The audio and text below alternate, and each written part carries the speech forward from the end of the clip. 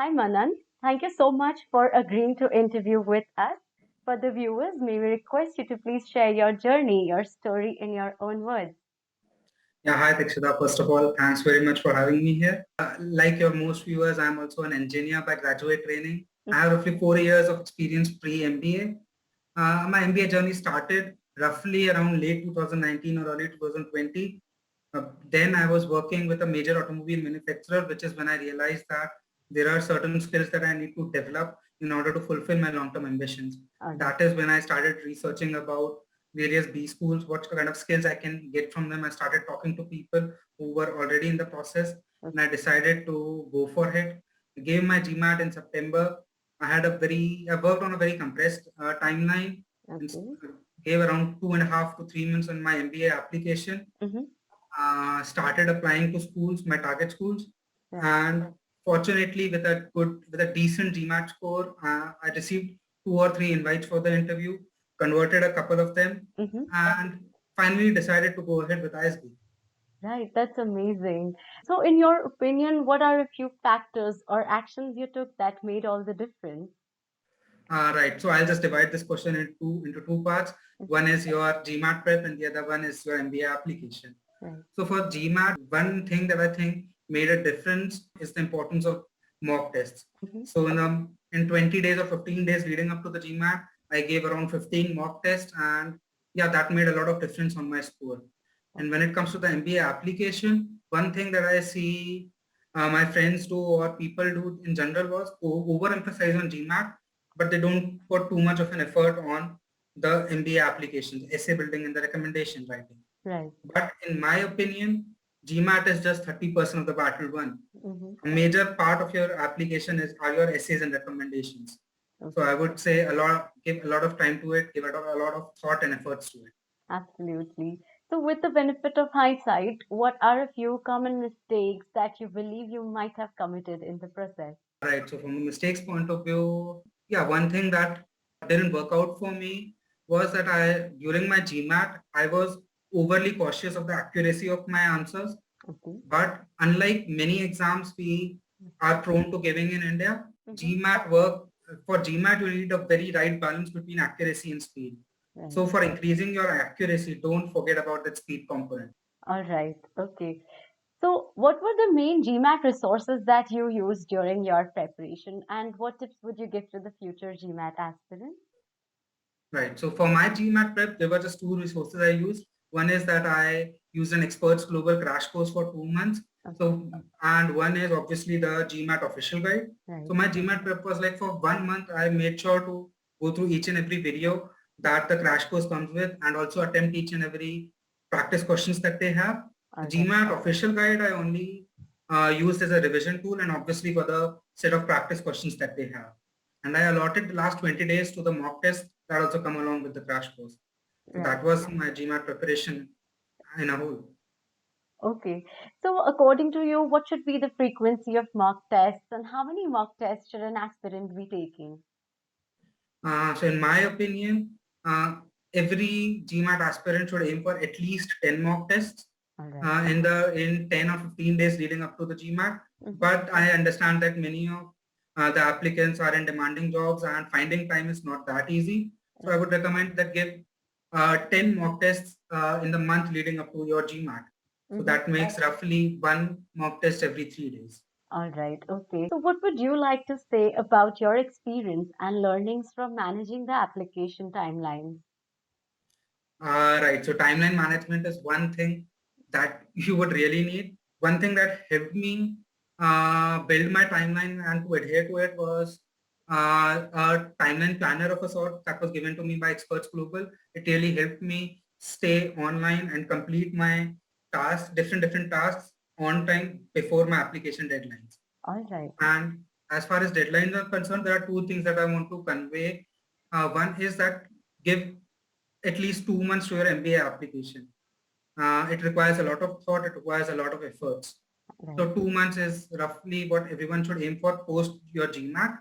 Okay. All And the right. other thing, make sure that you have your essays done on your part at least 20 days before the deadline so that you have enough time to get it reviewed and edit it in case. All right. Yeah, that is true. We do need a lot of time in hand to make sure everything is perfect. So, would you like to describe your interview experience with the B school? Right. So I interviewed for three B schools. Now each B school have a very different interviewing experience, very different interviewing pattern and the overall nature of the interview. I'll start with my ISB experience. So in ISB, I was interviewed by a panel of three Allens. Mm-hmm. The interview, I won't say that it was very grilling or intense one, but at the same time, it wasn't also very calm and breezy. The interviewees were very experienced people, so they asked very logical questions to my discussions. All They right. gave very valid arguments against the points that I was making. Mm-hmm. Most of the interview revolved around the long-term ambitions that I had mentioned in my essay, how thorough I was with it, and how they would converge with the ISB's thought and how ISB would help me through it. All right. One thing that I want to specifically say is that many people believe that interviewing is just a one-way street, like the schools are interviewing you. But there's another component attached to it that you should also think of an interview as a means of you deciding what school you want to enter. Right. Absolutely. That is true. Mm. So, would you like to share your details about the MBA experience? Right. So my ISB MBA experience was one of the most, you can say, in simple words, it was the best experience of my life up till now. Right. So in that 1 year is truly a year of transformation. You see yourself grow both professionally as well as personally. You'll meet a lot of peers who are really, really doing some great things, who have achieved really a lot. So you learn a lot from them. You learn a lot from the professors. You learn a lot from that whole experience. Mm-hmm. It's quite a wholesome experience, I believe. Right. So, can you tell us about your job search experience during the MBA and what tips would you give to the future MBA applicants? Right. So job searching, obviously, it's very intense. Right. It takes a lot of effort. It takes a lot of hard work. Mm-hmm. But as of now, for anyone in the pre-MBA phase, I don't think they should worry about job search right now, because as soon as you get into a B school, you'll be flooded with resources. There will be many seminars, many guidance sessions, many talks to help you through it. Right. There will be different professional clubs who will give you resources to prepare, who will help you in connecting with alums if needed. Right. All right. Okay. Can you tell us about your post MBA journey? Like, how did the entire pre application experience and your MBA journey contribute to your growth post MBA? Right. So post MBA right now, it's been 6 months in my current job. I'm working in pharmaceutical consulting industry. Mm-hmm. Now, the work that you put in your pre MBA phase, that is working on your application, that forms the foundation of your interview preparation during your job search. That forms the foundation of your resume preparation for your whole profile in general. Right.